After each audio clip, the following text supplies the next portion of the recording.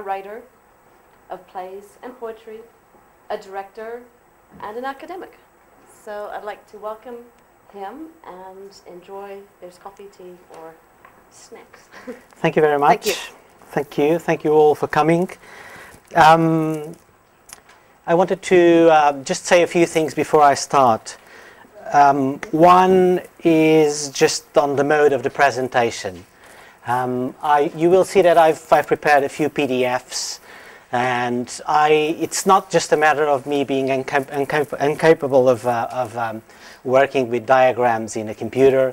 It's also a matter of style. I like the hand drawings, and so I just decided to digitalize them and show them as they are. So it's just PDFs with a few drawings, and I'll point out which ones are the most important. Second thing that I wanted to say regards the subject I'm talking about too.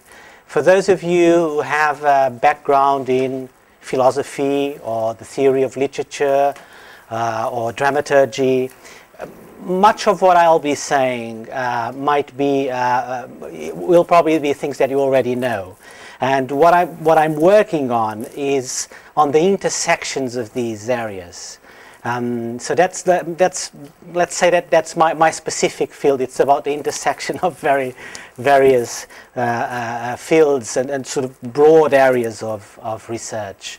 And I thought also that what would be interesting was to tell you a bit about how my research went and how did I ended up researching on these four areas, which I am going to talk to you about.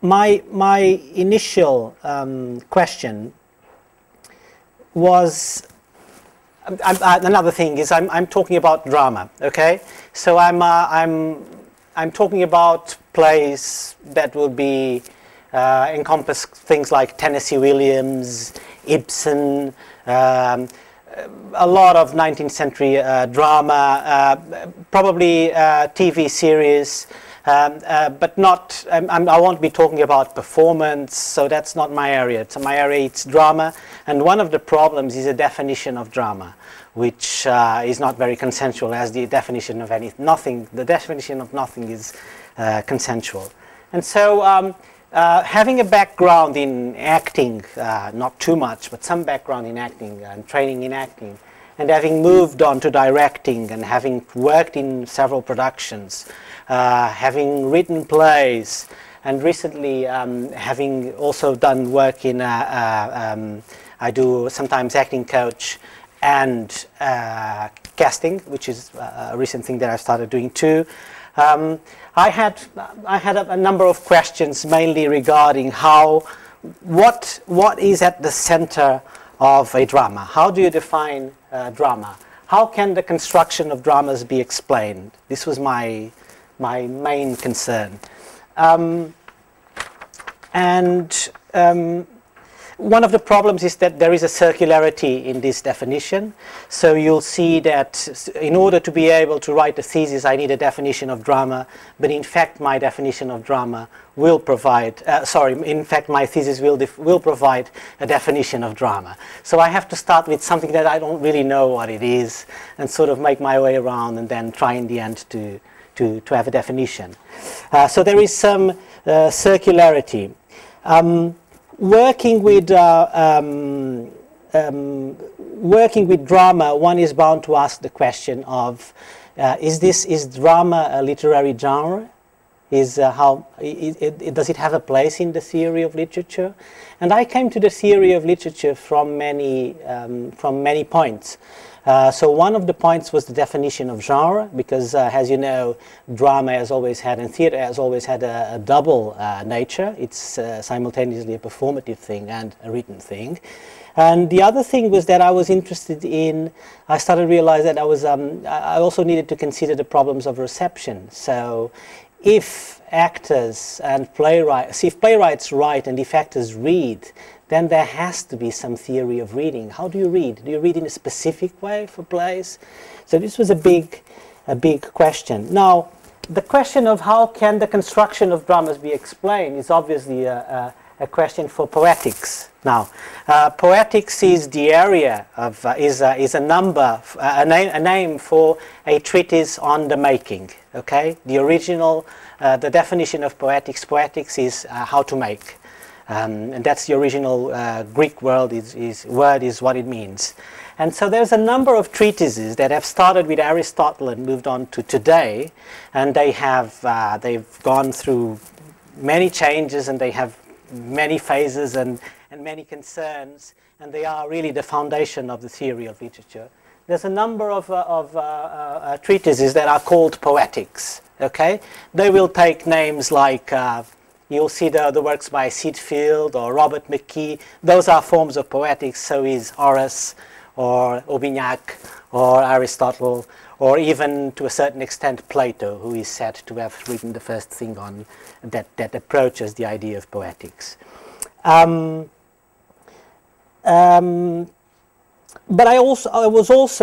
my big problem was that because I had trained as an actor, I wanted to know if there is something that is specific about actor, and if actors put on stage texts that are written by someone, for sure there's something that is common between, and this looks like a fairly commonsensical problem, but for sure there is something that can be, there's a poetics that can be explained through the perspective of the actor.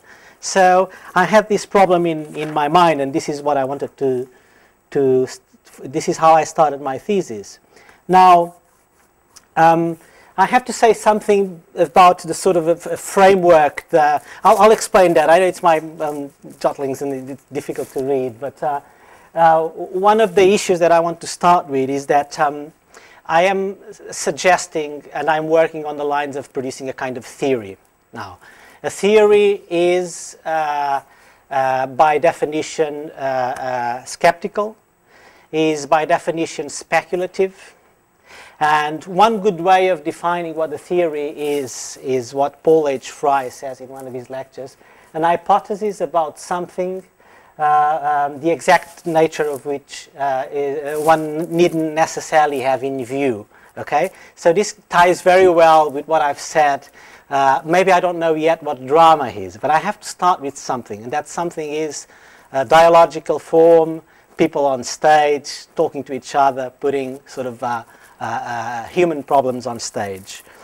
And I also noticed that in the theory of literature, the theory of literature will approach things like the theories of production of the text, yeah, and the theories of reception. So these are two important issues in the theory of literature.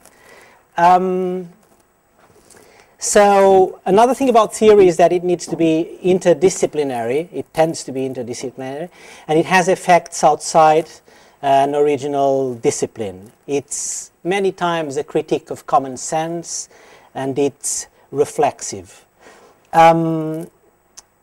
It's important that I start underlying the connections. I know it sounds a bit confusing now, but it starts underlying the connections between philosophy and theory and criticism. I'm not doing criticism. Criticism is a concern with problems of evaluation and assessment, and I'm not concerned with that. So I'm concerned with the theory, and I will speak a bit later about how I think that philosophy comes into this. So there is a very, very good area in the study, in the theory of literature, which is poetics, a specific kind of treatise, as I said. And it's a specific kind of treatise that defines some genres. The initial genres are the drama, the epic, and the lyric. This is how it starts with Aristotle. And then it changes, and more genres will come into it later on. So there's many treatises. There's no point. I mean, I'm just put some examples there. Aristotle, Enzius, Scaliger, Horace, Freytag, Neupoussin, Le Mercier, and some of them are very, very heavy sort of treatises on literature, and some of them have a specific part dedicated to the poetics of drama, how to make a drama. Let me not lose my papers. Okay. So I just wanted to draw your attention to the fact that there are poetics of literature in general, and there are specific poetics dedicated to specific subjects, drama or the lyric or the prose, and there's you name it, and there will be a poetics for that. Now, the third area, and you'll see that I'll move in 4 areas, and then I'll try to connect them. The fourth area is dramaturgy. Now, I'll have to repeat a bit of what we've spoken about today. And dramaturgy is a very contentious term that is coming to have a kind of an accepted definition nowadays. I think that Mary Luckhurst's book and Katie Turner book also have made a great deal for this. And they've helped sort of defining what the area is. Dramaturgy, in fact, starts with Hamburg dramaturgy. That's the first time the word is used. It was used by Lessing in the 18th century, and it was used to define, to designate, it was a title of a document that made a criticism of a number of plays, while Gotthold Ephraim Lessing was artistic director of the National Theatre in Hamburg. The idea of we owe a lot to the Germans for the term of dramaturgy. Dramaturgy is a term that changed. Germany was the first country to have specific kinds of dramaturgs having different functions in a theatre. And basically what a dramaturg does is, I think we can divide it into 4 functions. So we'll have, for example, an institutional dramaturg that will be dealing with the way the company works. So this dramaturg will be dedicated to doing programs. He might do a bit of research, and all of these areas will intermingle. Okay. We have, in the British tradition, we have the literary manager. That's the way the British found of sort of importing the ideas of Germany. But because England was dominated by the system of the literary manager in the 19th century, what happened is that Bernard Shaw, Granville Barker, William Archer sort of pushed an idea of someone that was a specialist in literature and helped the quality of the texts performed in the theatre to move up. So in England, the tradition goes very much towards the literary manager. In Germany, it goes very much towards, and the Scandinavian countries that imported that system too, the definition of different areas of specialists in drama.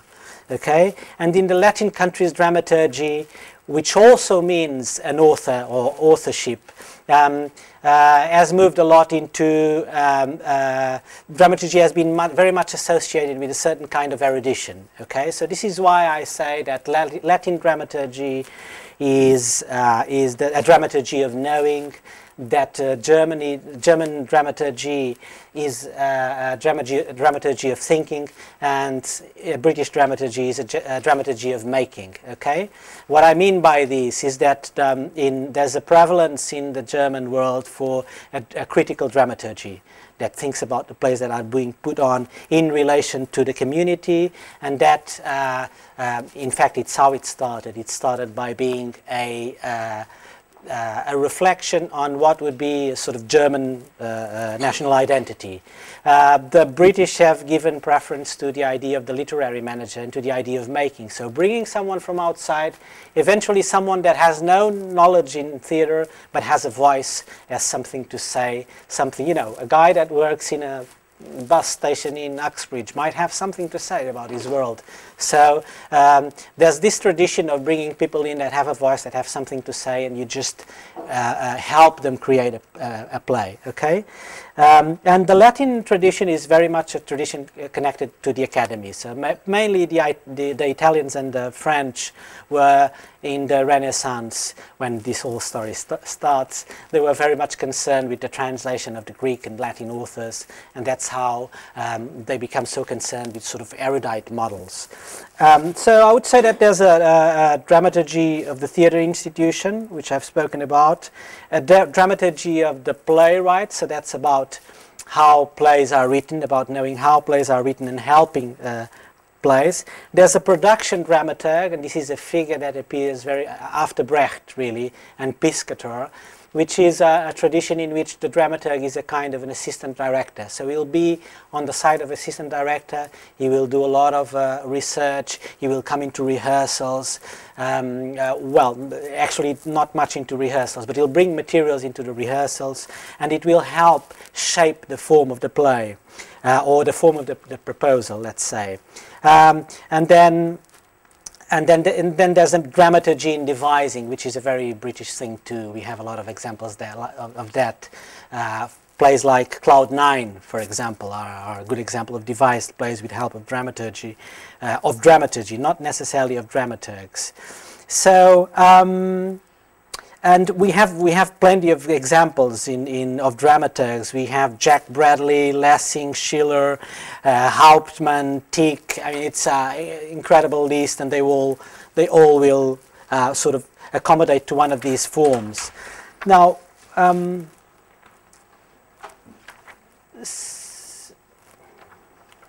okay. Now the fourth area that I wanted to talk about was acting theory. Okay, and I wanted to talk about a specific moment in acting theory, which actually I think that we can safely say that it's the moment. Traditionally, acting theory, you could say that it starts with rhetoric, but it only becomes, and you know that Aristotle divided rhetoric and poetics, one dealing with the ways of making your text more convincing, and the other way, the other one dealing with the making of the text. And I think that really when you start having a theory of acting really is it with Stanislavski. So that's the first moment when you start trying to have, even though you had Commedia dell'arte, all of that as a technique, and technique was complex, there's no doubt about that. But the first person that tries, that we know that tries to systematize and constitute a theory with these features of of being speculative, of having sort of foundation, is Stanislavski. And Stanislavski based himself on the theories of a French psychologist called Théodule Ribot. And Théodule Ribot had, one of his theories was that there was a consequence of your mental activity, of your emotions in your body. So this is the basic line of Stanislavski, is that body and mind are a psychophysical continuum, okay? So that you can't just be one thing or be the other. There's always a consequence. And I think that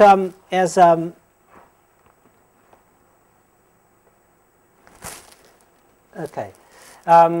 So the idea of doing the performance in the moment was another important idea. The idea of affective memory, which is the one that is more explored, and I have to say that there was a certain use of the ideas of Stanislavski, mostly in the United States. As you know, the theory was developed. We have an actress here that probably trained with that technique. It's a very, very widely diffused technique. It's studied in most of the great academies, or some derivation of it. And we had three main practitioners, Stella Adler, Lee Strasberg, and Sanford Meisner. And they've sort of pushed one aspect of the theory into their practice. And I think that the Lee Strasberg technique was particularly convincing, because it sort of pointed at emotions and how people's emotions were important, and the emotions of the actor were important for the character. And so I think that a lot of people identified with that, because it's easy to identify with emotions. But there's other aspects to acting theory.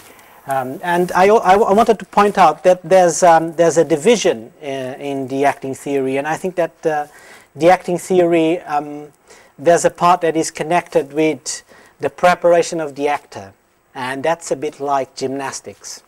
Well, in a very sort of broad sense. So it's about getting more supple like a dancer. It's about preparing yourself to get to have experiences.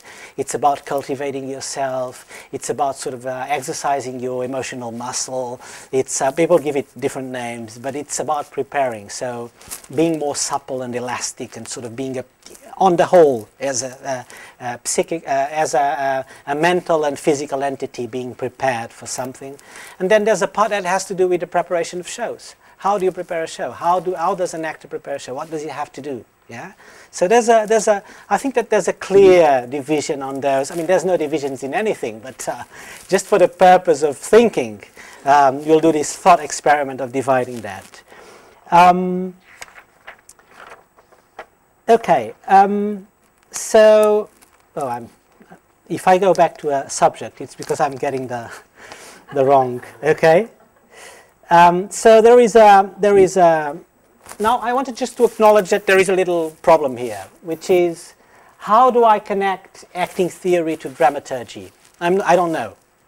Well, I know, but I'm thinking about it. But I think that there is a problem there. I think that you connect it by what you use of the acting theory in rehearsals and preparation for a play. Yeah, and I think that there is, and that will be my theory, let's say. Okay, so I wanted to talk now a bit about, oops, am I in the right place? I think so. Okay, so I just wanted to talk a bit before we move on, just to make a little parenthesis, and to say why I think that philosophy is significant for what I'm doing. And as I moved on my research, it was very easy to see that, oh, I need to study a bit of theory of literature. And I knew that I was studying dramaturgy because poetics are related to dramaturgy. And I knew that I had to study poetics because I was studying that kind of treatise.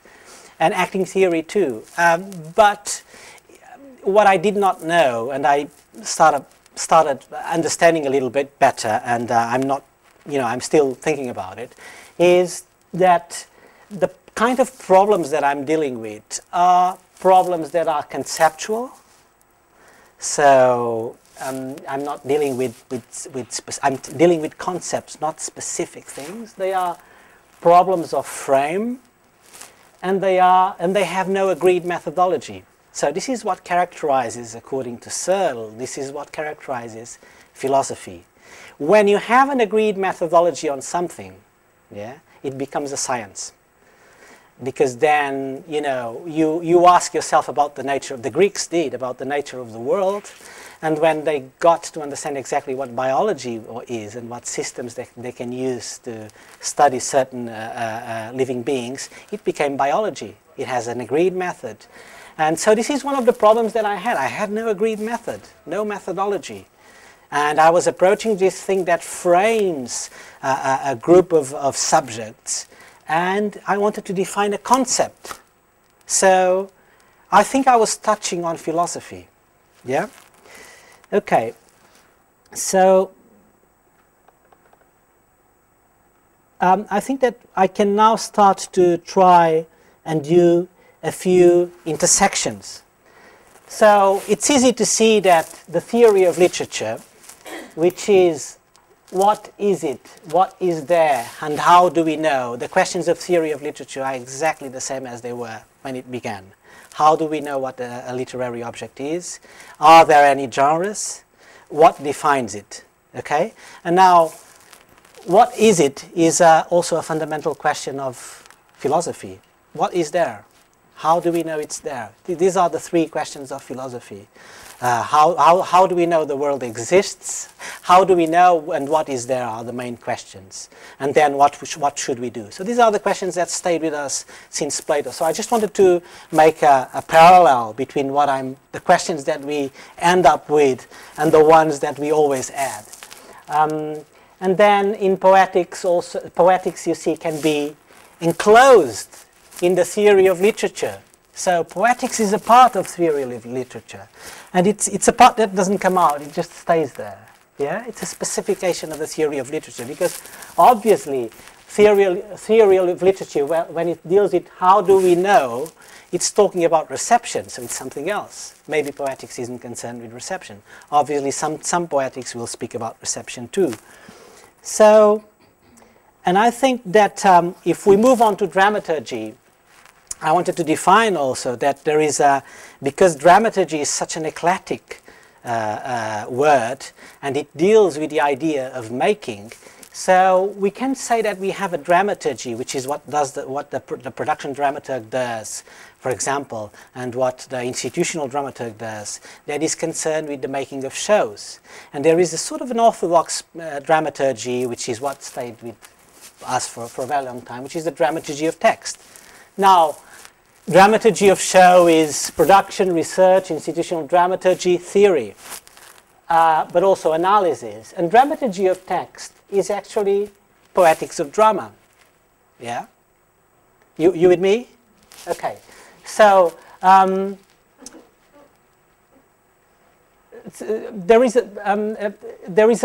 wanted to point out to a sort of poetics of drama text, obviously, yeah? And I wanted to point out to some abstract understanding. So I just wanted to point out that I'm moving back, and this is why it's a conceptual thing. It's an abstract thing. It's a thing of theory too. So always to keep that in mind. And then there's poetics that deal with things different from the dramaturgy, and those are poetics of non-drama, lyric, prose, and there's all the same questions you can put for everything, all other texts. But we can intersect poetics with dramaturgy and create this area. Yeah? Is that more or less clear? Okay. So, where am I in my diagrams? Okay. So I think that we can do this drawing. You see, we have poetics. We have poetics of drama equals dramaturgy of text. We have theory of literature. We have dramaturgy outside poetics and outside theory of literature, because obviously when you deal with show, you're not necessarily dealing with text. So, so you don't need to be in theory of literature. So a kind of a principle emerges here, which is the exclusion of dramaturgy of show from a theory of literature. Okay, in my sort of thought experiment. And then I wanted to, oh no, I'm going back again. Okay, so next thing that I wanted to do is to make a further definition. Now this has to do with acting technique. So I've said that the acting technique is concerned with aspects that have to do with availability. Yeah. So how you sort of, like a gymnast, you prepare an actor for something. And then there's a part of it that is concerned with how you prepare for the show. And there's one really important aspect about Stanislavski theory, which has different names by different authors, because obviously the translations of Stanislavski changed things slightly. And if you read a French translation or English translation, it changes a bit, which is the method of physical actions. Some people call it other things, actioning or active analysis. There's several different names. I think that the method of physical action is the term that Benedetti uses, and I think it's quite. I'll explain what it is. It's used by a lot of people. It's a process of approaching a text, and what it says is that you have to look at a text. You have to see this text as a number of subdivisions. These subdivisions have motivations of the character. These characters' motivations will follow one another in a sort of a chain. And so what characterizes the text is that these subdivisions always have a psychological motivation, sort of an obstacle. So actors work a lot in this way. So you just, I'm here to do something, and then I can divide the little steps that I do, and so I break down the text into these sort of subdivisions. So it's always sort of framed by the idea of the motivation of the character. And I don't know why I've written that, but what might have been for a good reason. So, Okay, I'll move on and then I'll remember what it was. Okay, not going back. Let's move that down. Okay, so I hope that this division between availability and the method of physical actions is a very important way of dividing the text into units that are not literary, are in fact units of action is made clear. Okay, so now I could do something. I've said that the theory of literature includes poetics. I've put dramaturgy there. And I think that because you have the method of physical actions, which is a way of approaching the text, and because dramaturgy in production is concerned partly with process of analysis, you can do this. You know where acting theory touches dramaturgy. But we have a problem. I had a problem, is that I'm in fact touching the theory of literature, and I think that this should be here. So how do I do that? How can I do that? So there's no connection between acting theory and the theory of literature, which is true. I hope it's not. But so I moved on, and okay, so I moved on, and what I was saying is the method of physical actions was touching the dramaturgy of show, and also, so the dramaturgy of show for sure in text analysis, but because the method of physical action is a process of reading, then writing must be inverted reading. Yeah? So what I thought was that the method of physical actions actually touches the dramaturgy of text because it's inverted reading, because the writer of plays has to be able to think, to sort of invert the way the actor thinks. So I produced this scheme, and this made me move on to the next one, which is this, which is what I wanted. So I just pushed acting theory there, and it's now there. So it's now it's theory of literature, and so it's about how the method of physical actions brings acting theory closer to the theory of literature. Okay, so this is the scheme I ended up with. Now I've spoken about philosophy, and I'm just going to show you a drawing that I'm very unsure about yet, because I think there's some area there for contention. But let's see, which is I was able to produce this plane where all these areas touched, and I think that what philosophy does is it's a kind of a plane that cuts through these three areas. So this is how I imagine. I'm just not sure if this should be a plane or if this is of philosophy is the perspective, which it might be. So, and I'm also not very sure how I should explain how exactly where the theory should be, theory without the literature on top of it. But maybe it doesn't need to be anywhere, or maybe this doesn't need to be here. And I actually thought this was a problem of metaphysics, but it isn't. It's a question of philosophy. So this is, I think that this is my thesis in a drawing. So I just wanted to end with, Horace said that when you write a play, you should go to critics and show your play and ask them the opinion. And then you should also wait for 9 years. You just wait for 9 years, and then you'll see if the play is good. Now, I don't have 9 years, but if you can just be a bit critical and say something about it, I'll appreciate.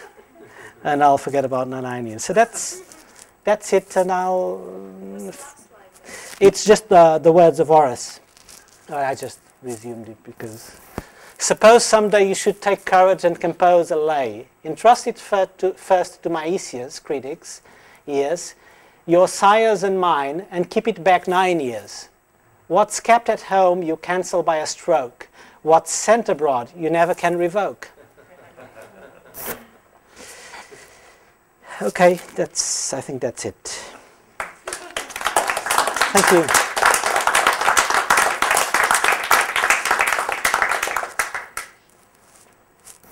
Yeah, Yeah. Gretchen introduced you and the lecture. I come in at this moment just to welcome our online audience and to make sure that you are able to participate in the question and answer period. We also want to acknowledge a lovely, beautiful audience today, very international. We have some guests on campus now arrived from Japan, so maybe as the questions come in, could you repeat them perhaps, or at least summarize them so that the online audience hears the question?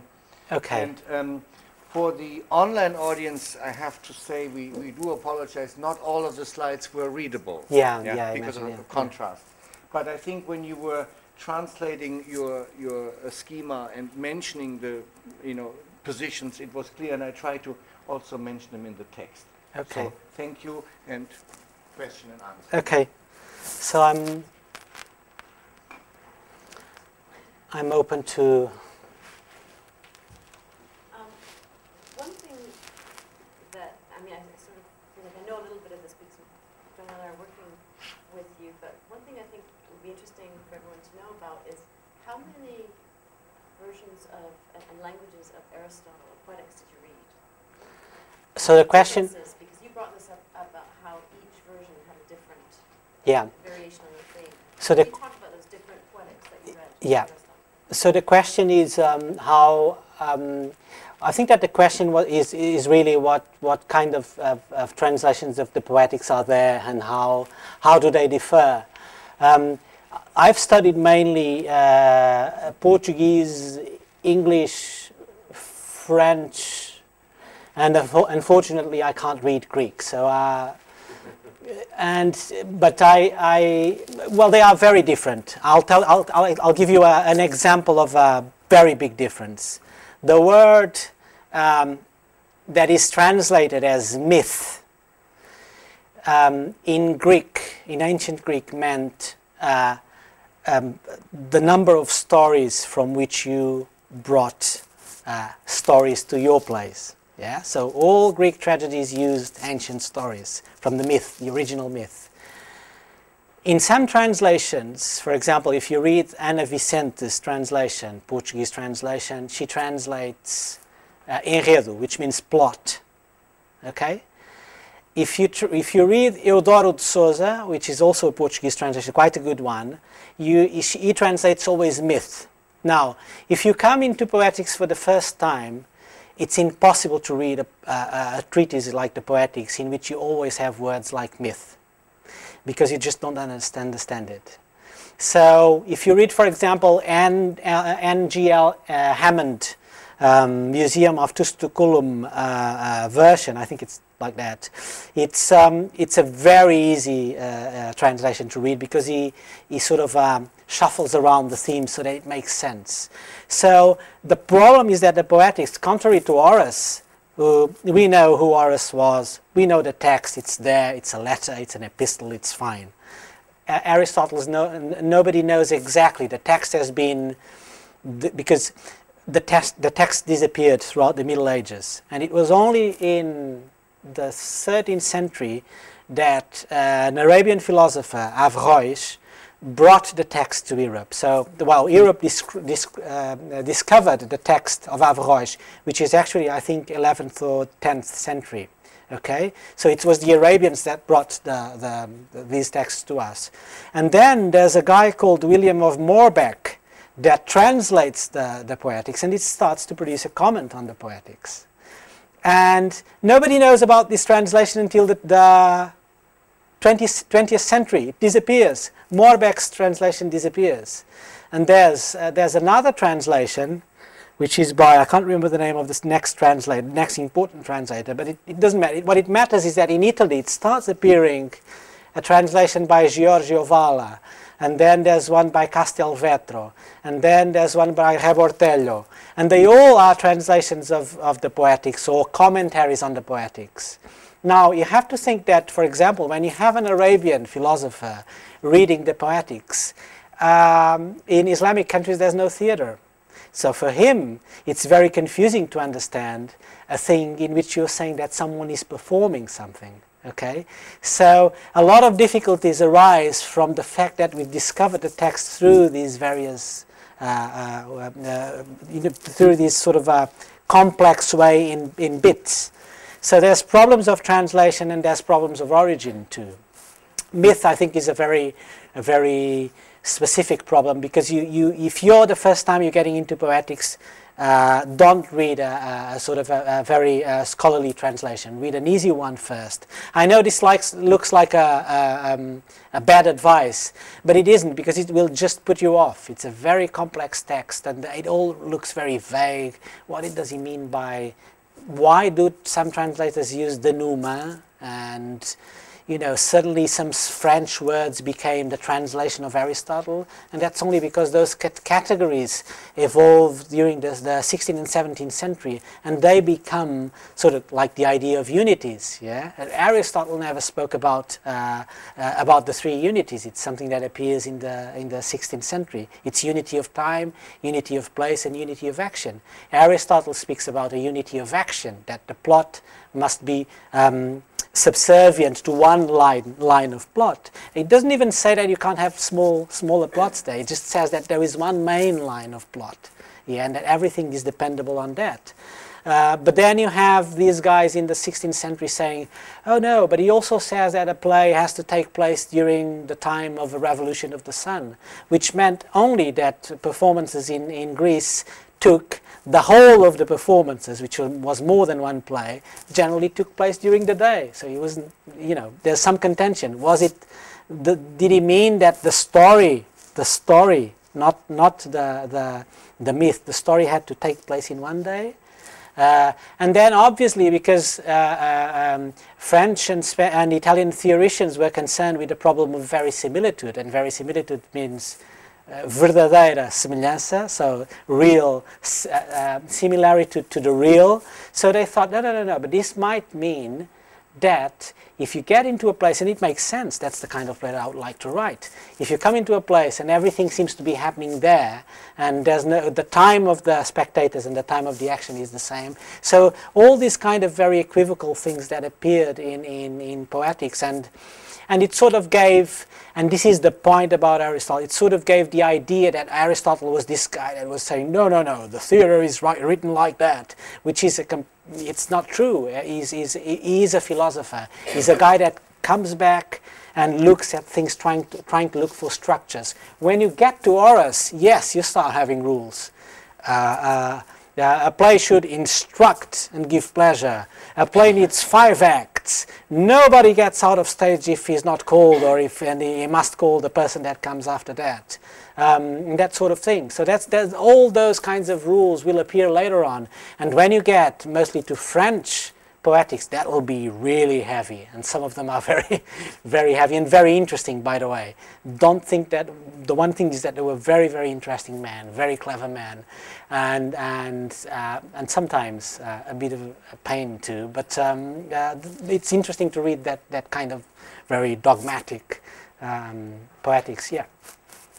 Do you think that with Stanislavski and his systemizing of, you know, in inverted commas, the acting process, I'm interested in this kind of chicken and egg idea. With Stanislavski, he systemized it, but by systemizing it, did it then become something else? And what was it? Do you see what I'm saying? Before he systemized it. So I guess it's that idea of the kind of psychological approach. Was that always there, do we think? Or did that become foregrounded and therefore changed and introduced a kind of different notion of performing or acting or whatever we want to call it? Does that make sense? I'm not sure I understood the question, but I suppose it's the idea that before he systemized it, performers kind of did their own thing, really. You know, they came to a text and they interpreted however, or worked together to interpret text. Here we have somebody working from the psychological and working, you know, through the actions of the text. Does that then change the way a text is written? Does it change the way the text is produced? Does it then shift what then the notion of getting up and performing in front of other people can be? Okay. Before that, the psychological wasn't foregrounded. Okay. So I think that the question is whether whether if Stanislavski theory changed the way playwrights write by giving it a sort of psychological bend. Yeah, I don't really have a good answer for that. But there's one thing that is important to know is that Stanislavski never read Freud. Yeah, he did not know about Freud. So, but he knew about Pavlov, and he knew about Théodule Ribot. I think that actors have always used motivation. I doubt that a Roman actor didn't use it, but that's my personal feeling. I have no grounds to say that.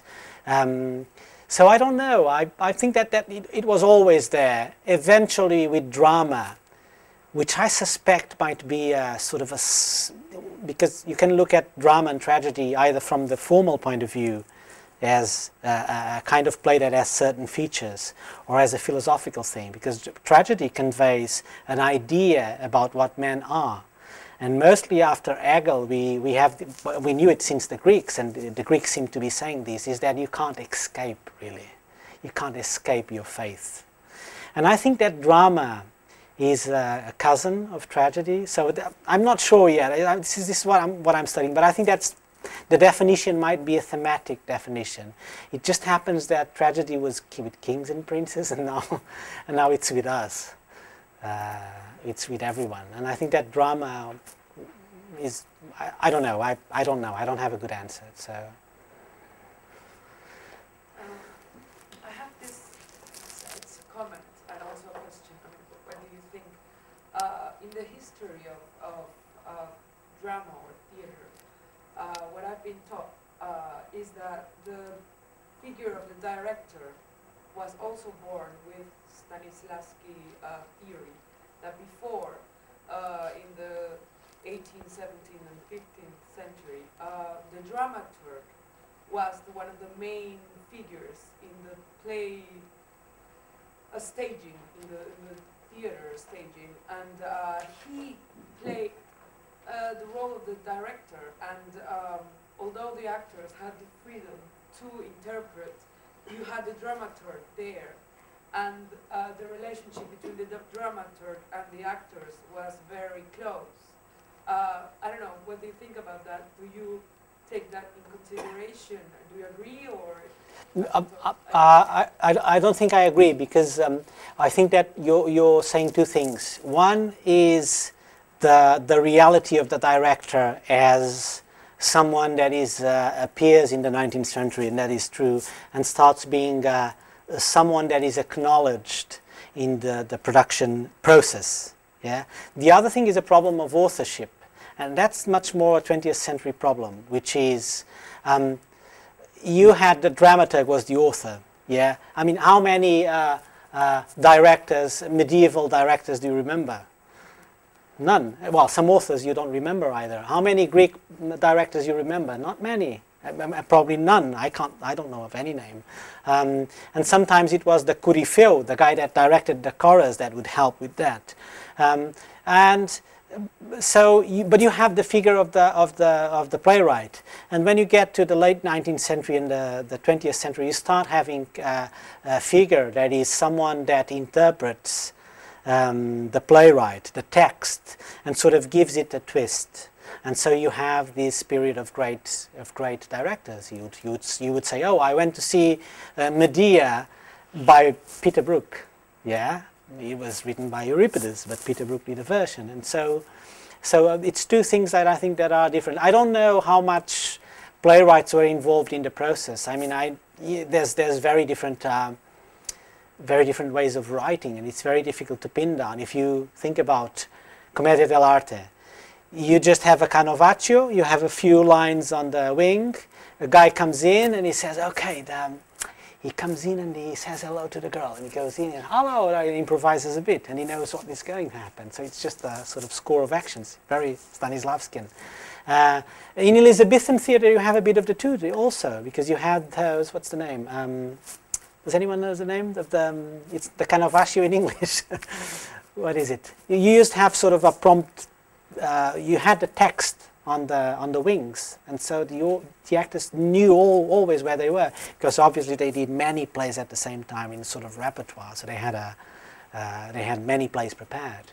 I can't remember the name now. It'll come to me in a minute. So I don't know. But the fact that the dramaturg was there, I mean, the presence of the dramaturg, don't you think it might have influenced the way, I don't know, I'm just thinking out loud, the way actors performed these texts in a way of relationship between acting and dramaturgy? My problem with that is that I don't know if it was there, you know. I don't think that we know that, or that we always know that. You said it's a Lessing invention, so it can't have been there before Lessing. No, but you're speaking about the dramaturg as playwright, as I understand it. Yeah. And Lessing is dramaturg as a critical thinking about plays. So you're talking about a playwright. So this is the problem with dramaturg. It's always, we're always jumping and say, oh, it's playwright. Or I use, and it's something that works in English and it works in Portuguese at least, is when I'm speaking about the person that thinks critically about something and changes the text, I always use the term dramaturgist, dramaturgista. And when I speak about the playwright, there's no good word for that in Portuguese. I say dramaturgo. Yeah. So, you know, I use this. Some other people would say something else. And I try to teach this as a way just to make the conversation easier. So. Could you maybe bring the previous slide up? Yeah. Just looking at your diagram, my question was whether your whole thinking is really a kind of Western thinking, largely dependent on the existence of literature and written culture, yeah? Although I would argue that Aristotle was not actually writing about written literature, but about what he saw, the performance he saw. Yeah. The Poetics is about a performance, and I think belongs to a rhetorical and oral tradition. So when you now add the acting, the physical dramaturgy, it seems you have an incredible emphasis on the literary, and I don't see yet where you are actually dealing with the physical and rhetorical tradition, and all those acting traditions that are not written, Okay. not codified in a sense of maybe Horace. I don't know whether Horace looked at any text, Yeah. but Aristotle didn't look at text. Well, there might be. I've spoken a lot about Aristotle, and the question is The question departs from the idea that I'm putting a lot of emphasis on the theory of literature, and how will I comprehend the ideas of acting theory that are not codified. Or physical. Okay, Physical so one thing that I wanted to say was that I've spoken a lot about Aristotle, but it's not Aristotle. Okay, Aristotle is just the guy that begins this tradition that is then used by what you're rightly saying, a theory of literature, which is my field of approach. The reason why I don't speak about not codified acting theories is because I can't find evidence for them, written evidence. So it's very difficult to say. It's very speculative. I don't know of any theory of acting prior to Stanislavski that has the body of theory and the complexity of Stanislavski. And also because I'm dealing with drama, which is drama means originally action, and it comes from dran. And because I'm dealing with drama, and drama is a tradition that sort of becomes very I'll use the word sort of becomes solid and heavy in the 19th century. I think that because they appear sometime, maybe it's the Moretta's question, because they appear at the same time, I think that maybe there is a link there. I don't know exactly why. But yes, I couldn't run away from the theory of literature, also because I wouldn't have a place to go. So I don't know. Maybe there are other things, but I don't know what. Is that? I mean, I don't know what others feel. I just think that a poetic or performance approach to dramaturgia as the making of theater cannot only rely on textual evidence. That's my question. Oh yeah, but it doesn't. What I'm saying is that I see your question. I've in one of the previous slides I've spoken about the dramaturgy of show, which I think is quite. So you see, no, it's not this one. Which I think it's appearing, and it's an important aspect of dramaturgy. I'm interested at this moment. I couldn't study that. That would be too big, and I would have to circumscribe it to something smaller even. But at the moment, I'm interested in what has been codified and what has become a tradition, wrongly or rightly, an important tradition, and one that has passed on and sort of. And this is one of the interesting things about poetics, is that you'll have a lot of guys that are writing poetics and they have never written a play. They're just producing things about how you write a play. And then you have a lot of playwrights. And they are, you know, I think that the most interesting poetics I have read, I mean, apart from Aristotle, which is a philosophical work, is probably Corneille. And Corneille's Poetics, which is called Trois discours sur le poème dramatique, 3 discourses on the dramatic poem, is a very, very complex subject, because by then he had written most of his famous plays, so he knew very well what the process of writing, and he was being thrown out of his throne by Racine. So it was in a very important moment of his life. He had this contention, La Polémique du Cid. People had attacked him because of a play he wrote that was not according to the rules, and so he had to defend himself, and he commented on Aristotle in order to criticize his peers. And so, but it's very, very a robust theory of someone that really makes. But it's incredibly close to some of the guys that never wrote plays. In many aspects, it's the same. Well, obviously, it's the same period too. So, yeah, I think it's a problem of circumscription. Maybe in the next research that I do. All I'm saying is, in the spirit of performance studies, this is a minority field. This is a majority field. Yeah. I think, in terms of the cultural histories. Very interested in minorities. I'm joking. I'm a minority. I'm Portuguese. Okay. One more questions? Comments or? Now were you ironic now? Or No. Obviously, the male literary theoretical critical tradition is the predominant tradition in the institution. Yeah? So you must be ironic. You are siding with the dominant tradition of text and drama. Yes, I am, yeah. It's a completely male tradition. Yeah. Okay. Just to point it out. So when I refer to this little corner, yeah. you think about dance, yeah? And choreography goes back at least. Yeah, but my question, what I'm trying to say is that You're ignoring that. Yeah, no, I'm not ignoring. I'm saying that that's something I know absolutely nothing about it. And I wouldn't dare to talk about something that so I've studied this field, which is much smaller. I'm not making a statement about what can be treated and how interesting it is. I'm making the most that I'm doing is a statement about my own inability to deal with everything. That's it. I hope you don't feel that I was sort of chucking away anything. No, it wasn't that. I don't think that all the playwrights and theorists should be Portuguese and 40 years old. Sorry, 35. So,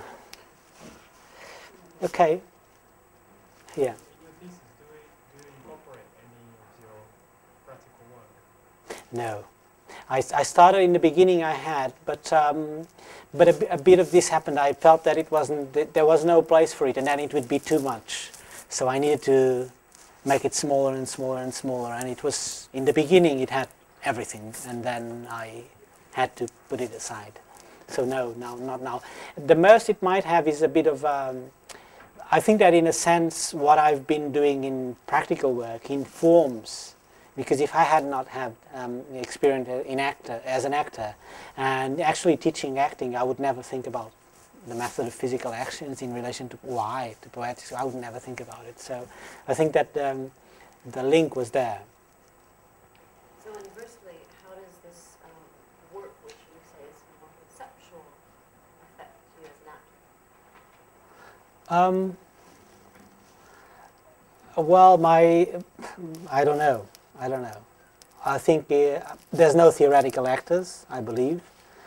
But there's a lot of actors that have capacity of theorizing, so I don't know. I don't think this is something that you can import as an actor. You can't think about this while you're doing it, I think.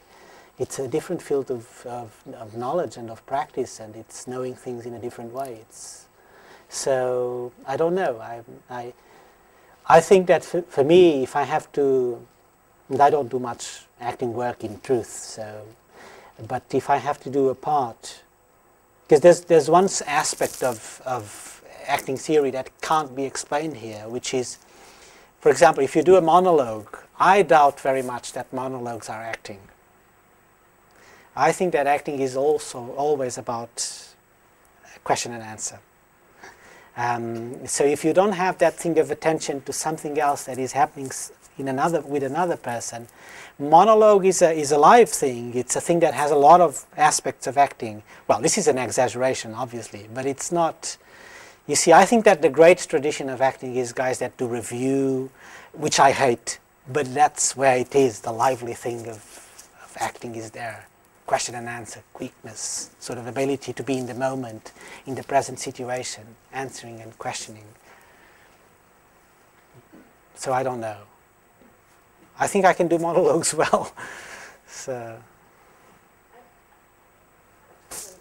Another question about dramaturgy.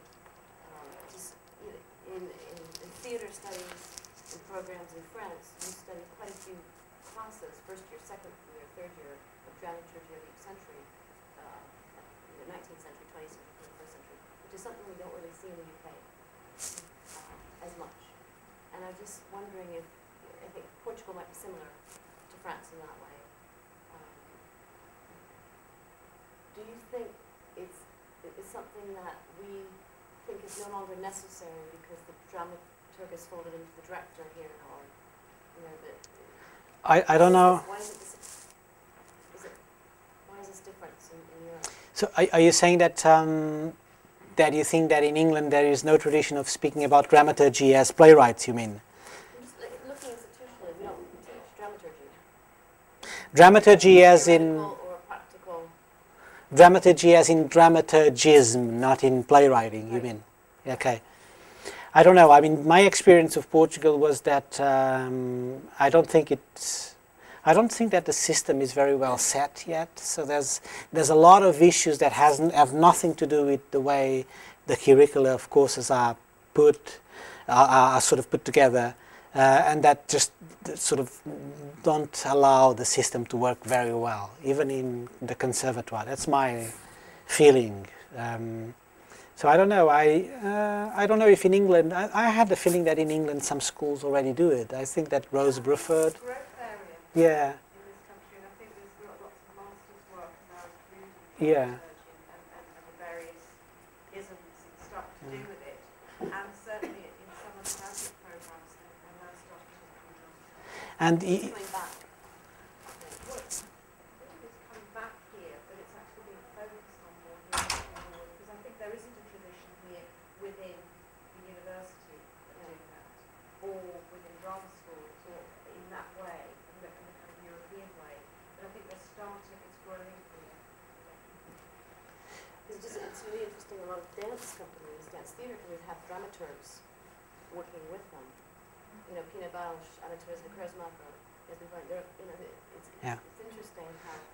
I have the feeling that it's growing in companies too, and as you know. That the director doesn't do. Well, it's sort of a critical.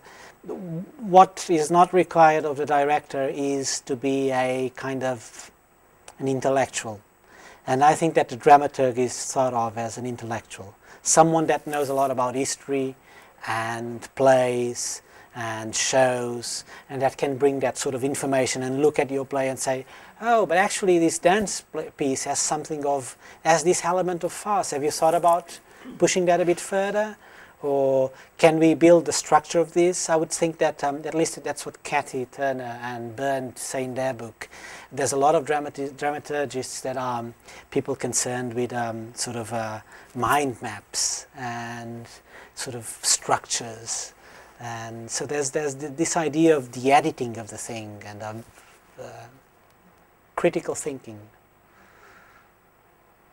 But it's different in dance. You know, maybe they bring in a more theatrical reading of a dance part, but that's just another yeah. question. I'm not sure, but I know that it's certainly growing. And I know that that's the information that comes in also in Mary Luckhurst. The number of people that have been hired in Great Britain, in the United Kingdom actually, as with that job description is increasing. Well, maybe now it will decrease, but it has been increasing.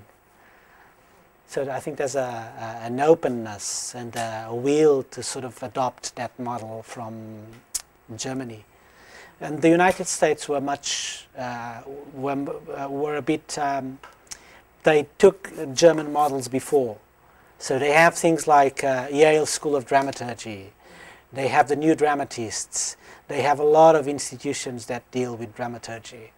And they've been more concerned with that before.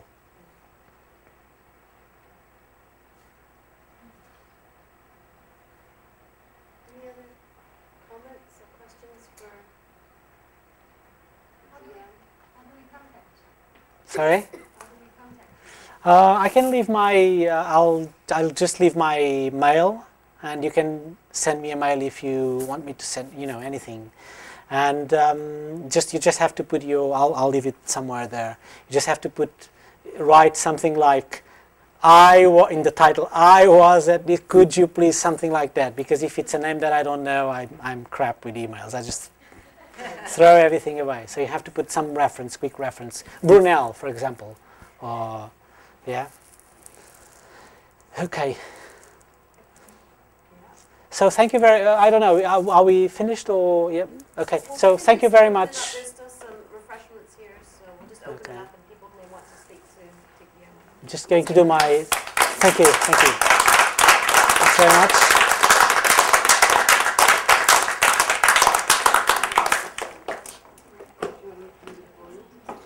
So because we did this on internet, it's my declaration Urbi et Orbi. Like the Pope. It's there forever now. Yeah. It's your name with Yeah, that's it. just like that. Yeah. And then Brunel. Is this a C? Can I put a C or? I'll just. No, it's not like that. Sorry. You wrote down your email. Yeah, sorry. I thought he was saying something else. Okay. Or how long are you going to stay in this trip? I'm staying until Sunday, but you can send me a mail, or if you want to, we can just talk a bit. Do you have a UK number? Or? Yes, I do. I 0782805 about Portugal. 4624. Yeah. Okay. You can just give me a ring. I don't leave it too late because Saturday will be a bit of a rush. Thank you very much. Well, I hope that was a bit of a change from, you know, I tried not to repeat anything. No, but I discovered that we have a link somewhere there. Okay. I would really quite like to talk to you about Okay. Yeah, Just absolutely. double check. Is this T? Yeah, it's a T, yeah, it's a T. How do you know you? Okay. How do I eject this? Impressionada. Estás bom? Como é que é? Uma boa apresentação. Estás correndo? You do remember me, do you? I do perfectly. I was sorry I didn't give you a bit more attention. I was a bit. Yeah, how are you guys? Acho que tem. Eu acho que a última vez que eu te vi e